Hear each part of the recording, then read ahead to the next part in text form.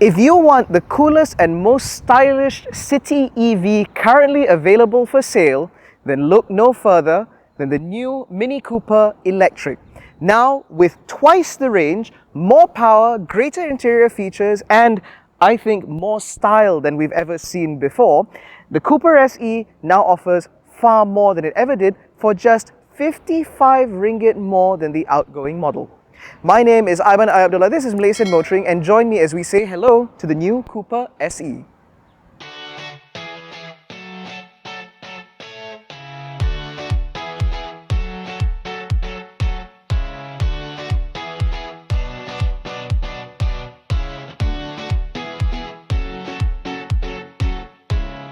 Now, the new Mini isn't just about style because there are significant upgrades towards the powertrain. So the front motor now produces 218 PS and 330 Newton meters of torque, making this car significantly more powerful than the previous generation electric Mini.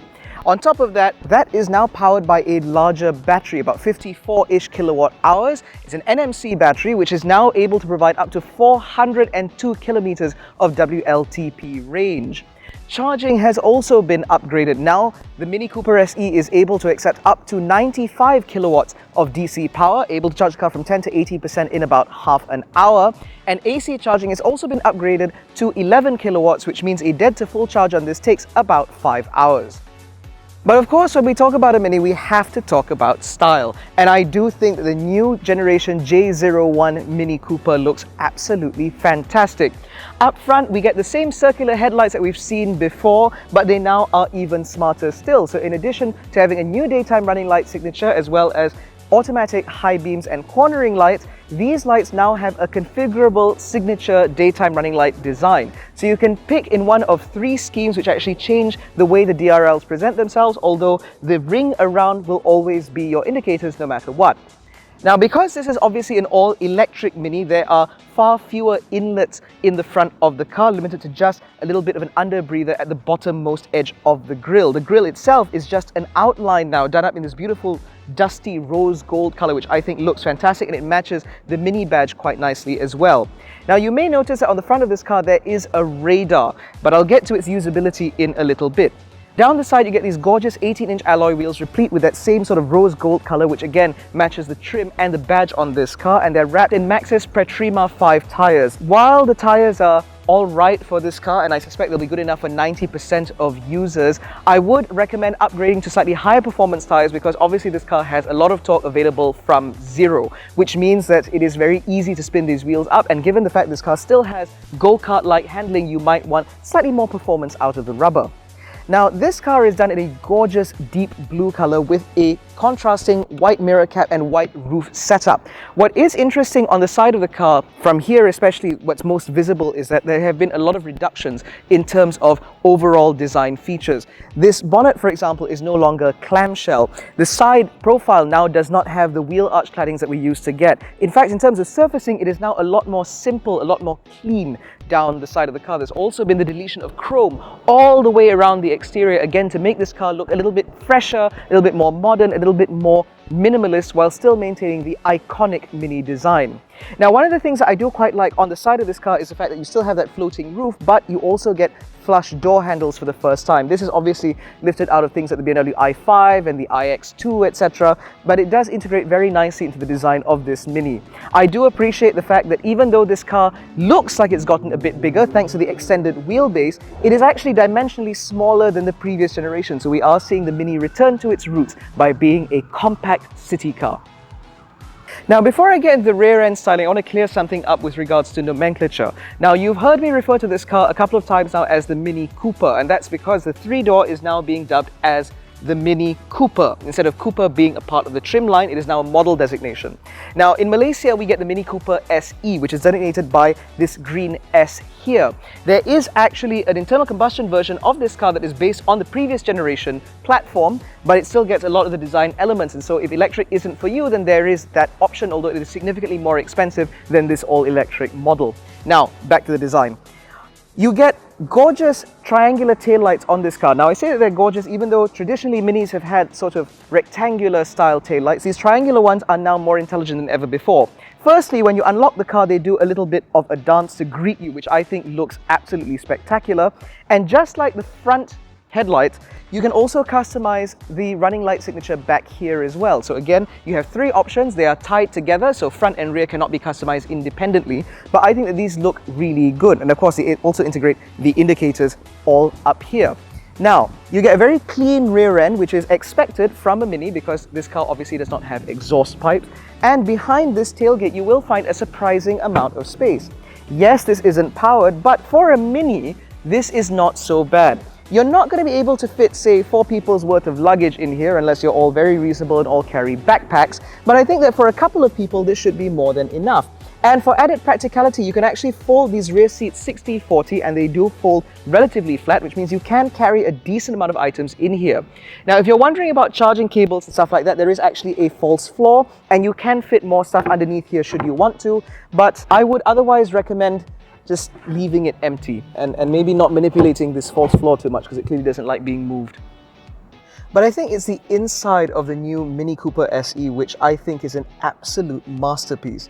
Because while there has been some degree of cost optimization, it isn't in such a way that is very obvious to passengers. So for starters, this dashboard architecture now returns the minimalist design that we first saw from the original Mini. So I no longer have an instrument cluster, I just have this large central circular OLED screen, the first such application in a vehicle anywhere. And because it's an OLED screen, the colors are so incredibly vivid and the blacks are blacker than black. It looks absolutely fantastic. Everything in this is incredibly vivid and no matter what the sunlight situation is, it's always very clear. Now, this system runs an Android-based system and it also has very strong processors behind it, which is why all the graphics are incredibly smooth, it's very responsive, and it integrates certain functionalities in a way that I haven't seen before from a car. So for starters, this car does come with a voice assistant called Spike. And when you speak to it, it actually animates the little dog as it moves around and it is the cutest thing I've ever seen. On top of that, there are also things like a weather map, which actually figures out where the car is, it figures out your air quality and so on. And again, it's displayed in a manner that is befitting the Mini brand. A lot of effort has gone into the user interface of this and it really does extend the experience of the Mini into this rather than looking like just an easy rescan of a BMW iDrive system.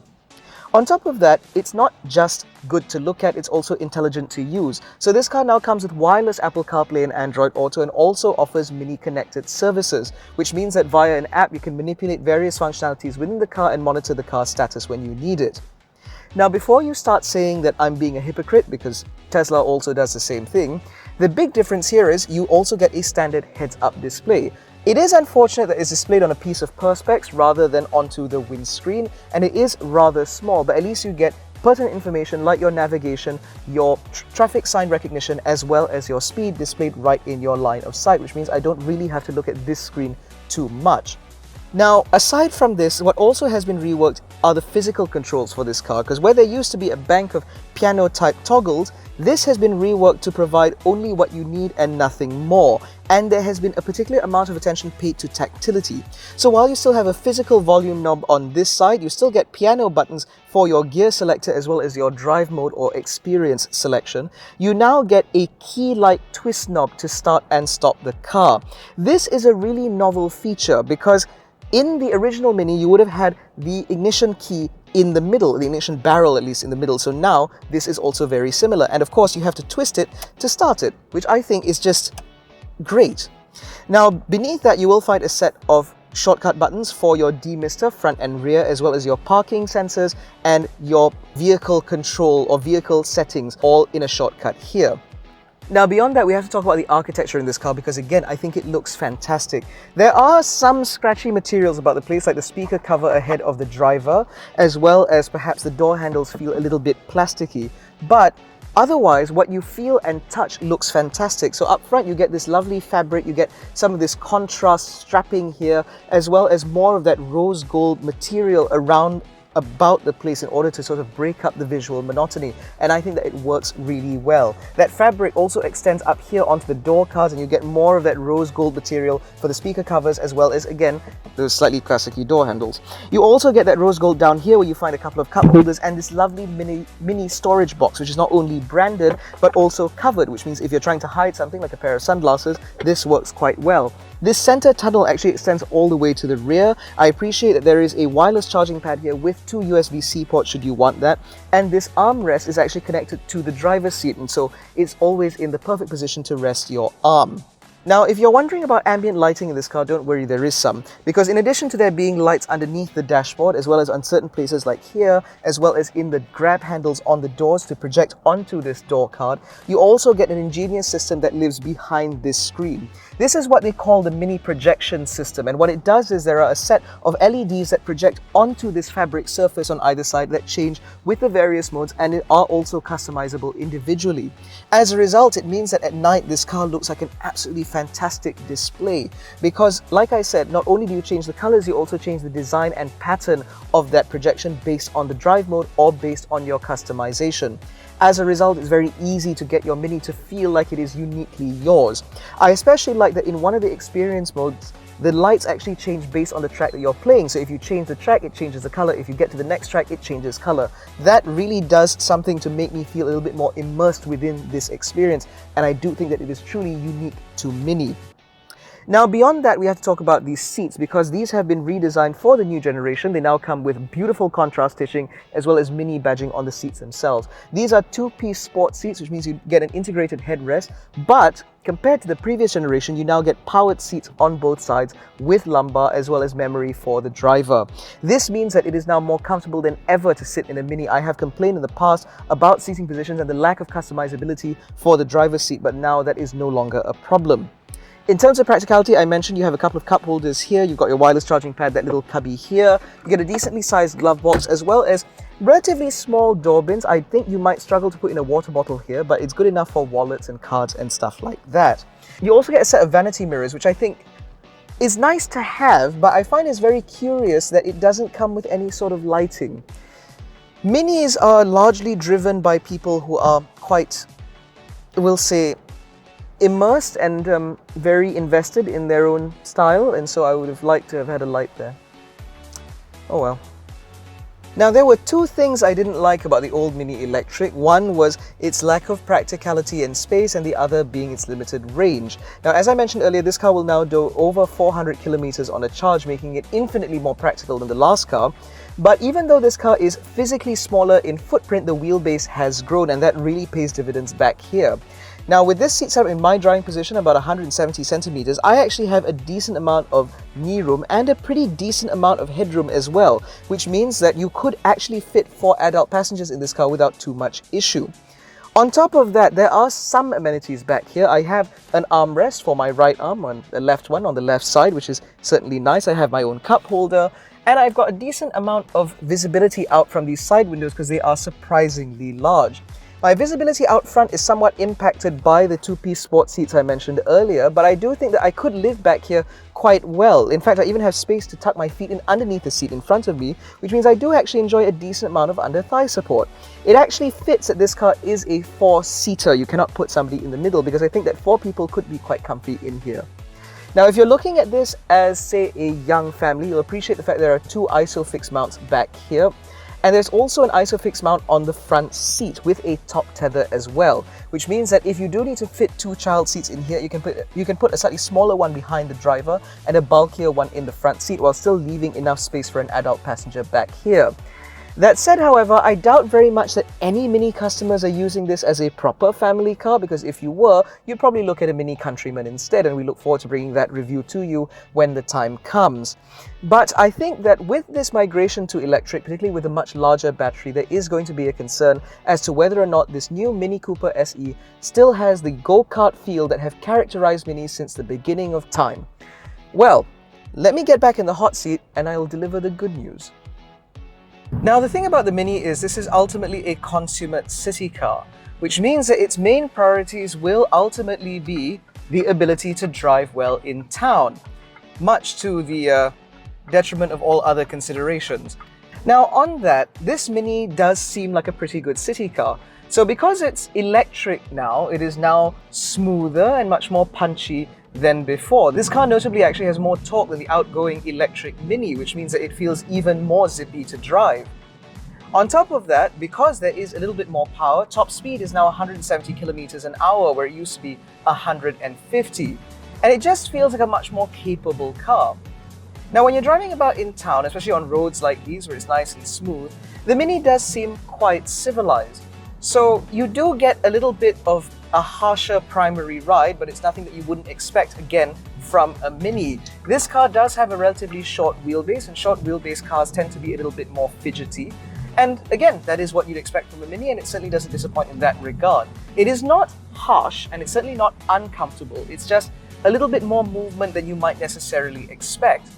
But the benefit, obviously, of this slightly harsher primary ride is that you have excellent body control. And the go-kart feel of a Mini is something that is very important to the brand. It's very important for them to retain and offer on all of their cars. And I am happy to say that this car certainly seems to offer that in droves. See, when we talk about the Mini driving experience, it's meant to be zippy and engaging and fun. And I will say that this car certainly does feel zippy and engaging. The steering wheel does have absolutely no feel to it at all, but it is at least very accurate. And because this car has a longer and wider wheelbase than the outgoing car, it does feel a little bit more planted than it has been before. And so you do feel very confident chucking this car about when you need to. It creates a very engaging driving experience regardless of which driving mode you're in. You don't have to be in the go-kart mode in order to enjoy that go-kart feel. And when you're not trying to drive it and carve through B roads and stuff like that, you will appreciate the fact this car is still very civilized. Because where the outgoing car was a bit loud and uncomfortable, particularly at motorway speeds, this new car is far, far better set up. So much so, in fact, that driving this car at 110, 120 kilometers an hour is now a lot more comfortable than it ever has been before. Road and wind noise is still present, but it's much, much better suppressed than before. And as a result, it means that you can take distances in this car without too much concern, although bear in mind the range that this car offers. Now, when you put all of that together, you'd think that this is a pretty good, consummate city car. However, there is a little bit of a fly in the ointment, and that comes in terms of active driver assist. So the new Mini does offer things like lane keep assist and blind spot monitoring and rear cross traffic alert, and a fantastic 360-degree camera with automated parking. But while you saw the radar in the front, and there is indeed a radar there, this car only comes as standard with cruise control. Adaptive cruise control and that sort of thing, the sort of features that would bring this car up to level 2 semi-autonomy, is only available via a paid subscription. Now, we've seen this model in the past with BMW, and they have since abandoned it, at least for our market, which means that if you were to buy, say, a BMW i5 or an iX2 or something like that, it comes with adaptive cruise control as part of that Driving Assistant Plus package, I think it's called. But for Mini, they've decided that the adaptive cruise control ought to be behind a paywall, which I find very, very irritating. The thing about city cars, like the Smart Hashtag 1, as well as various vehicles from BYD and Chery and so on and so forth, is that their primary appeal and primary use case is to use these as city commute vehicles. And one of the things that a lot of city commuters do is get stuck in traffic. And in such a scenario, it is always good to have adaptive cruise control because it takes the strain away from driving. And adaptive cruise control in an electric car is the perfect pairing, because when you put the two of them together, you end up with this serene, quiet driving experience even when you're stuck in traffic. And it reduces stress as a result. But in this car, I have to now pay monthly for something that, hardware-wise, this car is already capable of doing. And I find that a bit nasty. It's a bit cheap. Stuff like that and the Maxxis tires, or the choice of Maxxis tires for this car, sort of reek of cost-cutting, which is not what you want when you're driving a premium car. This is ultimately, for lack of better comparison, a 200,000 ringgit hatchback. It may be an EV and it may be very stylish, but this is still 200,000 bucks. For this money, you could get into a Seal, which has a lot more range, a little bit more performance, but more importantly, has full ADAS. And so while one could argue that BYD customers are hardly going to be cross-shopping with a Mini, It's just that the bar has been raised somewhat when it comes to electric vehicles, and it's very disappointing to see that this new Mini Cooper, which is otherwise a fantastic little vehicle, failed to perform and deliver in that regard. Now, going back to this car within its context, now in terms of electric city cars, premium electric city cars, you have the Mercedes-Benz EQA, the Smart #1, the BMW iX1, or potentially even the iX2, and that's sort of what that space looks like at the moment. For about 200,000 ringgit, I do think the Mini offers something truly unique in terms of its packaging, its style, as well as the way it does things. This car has a certain degree of polish in terms of its software that is very hard to find in other vehicles. The premiumness in this car is truly effortless, and it is something that I would come to expect not just from Mini, but also from a BMW component brand. Now, compare this to, say, the Mercedes-Benz EQA, which is obviously slightly more practical because it's got 2 more doors and a bit more space in the rear. I would argue that this car actually has more in terms of usable range than the EQA, and in terms of charging, etc., I do think the Mini does trump the Mercedes-Benz. However, compared to the Smart #1, which offers a similar amount of range, that car charges faster on DC and AC, and it offers a little bit more in terms of connected services like the live charging map, as well as the integration with the Hello Smart app in terms of charging, payment options, and so on, which I think does offer some degree of flexibility, particularly if your EV, your city EV, is something that you might have to do distances in or might have to travel in, and so on. But if you ask me to pick one premium EV today, my vote goes with this. Because in addition to it looking fantastic, and bear in mind I've never really been a Mini fan, it just has a certain degree of polish in execution that I think works really well. It's just that, perhaps against my own advice, I would suggest that you maybe pressure your sales advisor to bundle in the adaptive cruise control, because for me, a modern EV is incomplete without level 2 semi-autonomy. And Mini's choice of removing that and putting it behind a paywall, I think, is just a little bit sour grapes, and I would prefer that to come bundled with my car. I'm sure there is a way to do it. If not, there must be a way to negotiate with Mini Malaysia in order to make that work, because again, I'm not going to be paying every month for a system that this car is already capable of doing out of the box. But in any case, that concludes our review of the 2024 Mini Cooper SE. It's a fantastic little car, and I certainly hope that you will at least go out and drive it and test it and see if this fits into your lifestyle. If you enjoyed this video, please give it a thumbs up, subscribe to the channel, hit the little bell icon so notified every time we make a new upload. Don't forget to follow us on Facebook, Twitter, and Instagram. All the links are in the description below. Thank you so much for watching, and thank you so much for 20,000 subscribers. We love you all. We'll catch you in the next one. Take care, stay safe, and jangan bodoh.